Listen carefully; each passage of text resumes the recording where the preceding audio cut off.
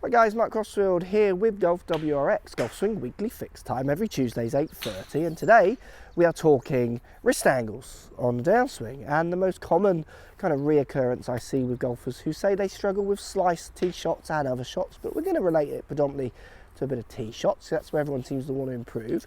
So we're going to look at wrist angles, we're going to look at what it does to face the path, then in turn curvature of your golf shots. Let's get stuck in.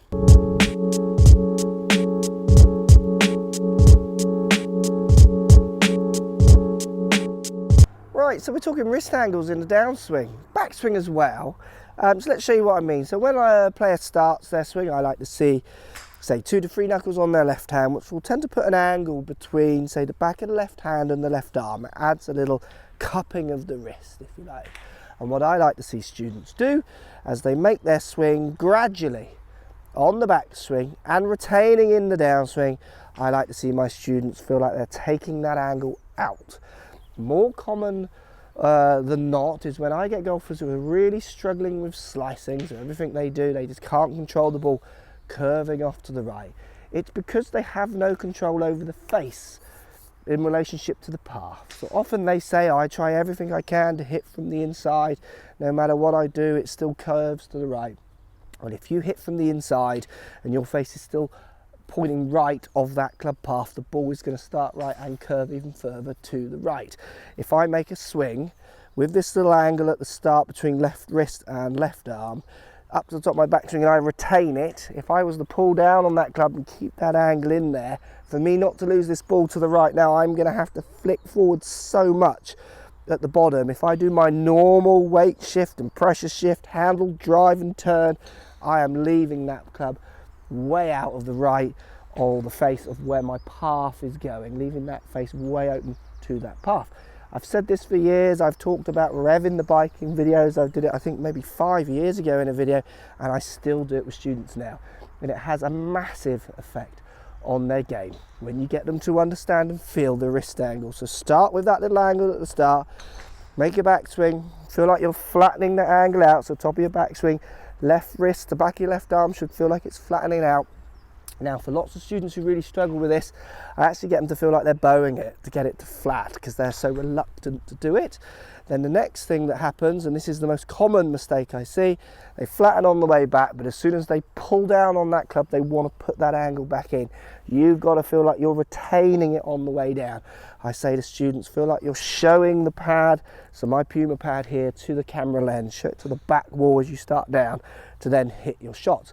What actually happens when you come in to hit your shot is your left wrist will actually start to extend, believe it or not, so you will start to let the left wrist come back to that original position. It won't retain its flatness, but it's coming from that flat position to that extending that gets that face catching up often with the path and stops golfers leaving it way to the right, open of their path, which creates that curvature off to the right.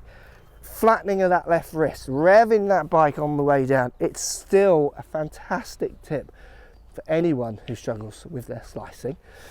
There's many ways you can slice the ball, so it could be more intricate than this, but if you're someone who's struggled with slicing a driver for years, please give this a go.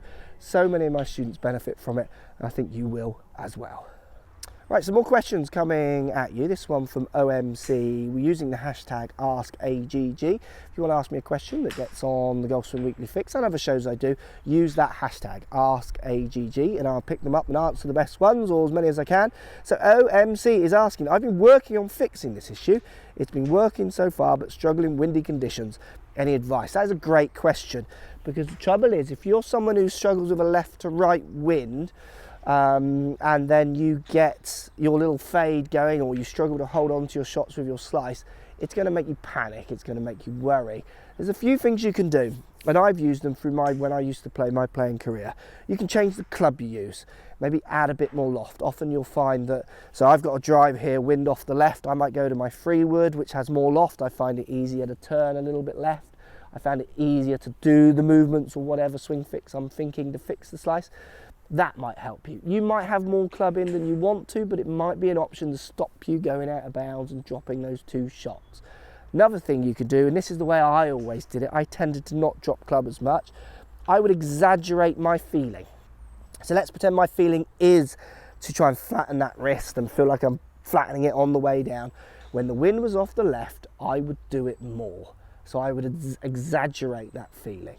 And the thing I would also do is I'd make sure I have a practice round where I do get a few winds off the left and experiment with how hard I can feel that feeling, how kind of almost exaggerated I can of a feeling I can put in to not just get a snap hook. That's the key. The problem you'll have is if you are prone to that little slice and you've got a feeling that's kind of calming it down, and then you put a little bit of nerves on it, you put a little bit of wind off the left, out of bounds at the right, it might make you apply less, which should make you apply more. It might take you out of your comfort zone, so then you don't apply your swing thought as well as you could. I always relate it a bit to, say, talking publicly on stage. You probably have no problem talking to your kids or your friends at work or, you know, friends in the pub, but you try and have that conversation if you point a camera at someone or put them on a stage. It puts different things in their heads. They start speaking louder, quicker, quieter, they stutter more, they won't speak. So you start putting outside things in there. You need to try harder, you need to do a few things, have a few mental tricks and physical tricks, maybe with a bit more loft, to get around. That's a great question, a real gaming one. Hope that helps. So another question here from Josh is asking, what method can be used to determine slice reasoning without the aid of a launch monitor and its numbers? Hashtag AskGolfGuru. Great question. The first portal call, it's a hard one. The first portal call I would always use is measure your strike to start. So you want to find out where you're striking it on the face to make sure it's not gearing as a slice. It's maybe to do with your face to path issues. So if I was hitting shots kind of in my effective sweet spot, somewhere in the middle of the club, to even toe end, and the ball was still curving to the right, I would imagine that my face is open to a path. Another kind of benchmark rules that you can use as a general rule, the ball will tend to start where your face is pointing and then curve away from the path. So if my face is pointing left, so say 10 yards left as I impact the ball, that ball will tend to start around 10 yards left. Now if it curves to the right, that means my path was further left than that face. So watching your shots closely, or getting someone behind you to watch them closely, because sometimes from here you see them different than someone who stood right behind the ball like a coach would. That might be able to help you. The other thing is go and book a lesson. Go and get a lesson with someone who uses a launch monitor to teach with, not just a fit, and they will give you the reasons. Maybe 1 a month until you do get control of it. That would be the best way of doing it. Often when I see amateurs trying to self-diagnose, I like the fact they're experimenting, that's a good thing, but some of the connections they make can be quite wild sometimes. So if you make a few connections and it starts working or doesn't, go and consult with a good pro. They'll be able to help you to make sure that you're going down the right path. Hope that helps. Post comments down below. You want to get involved with the Golf Swing Weekly Fix every Tuesday, 8:30. Use that hashtag on Twitter, AskAGG. I'm at 4GolfOnline, or watch my Facebook page as well. Post those questions, which is where those ones are coming from, and we'll try and answer as many as possible.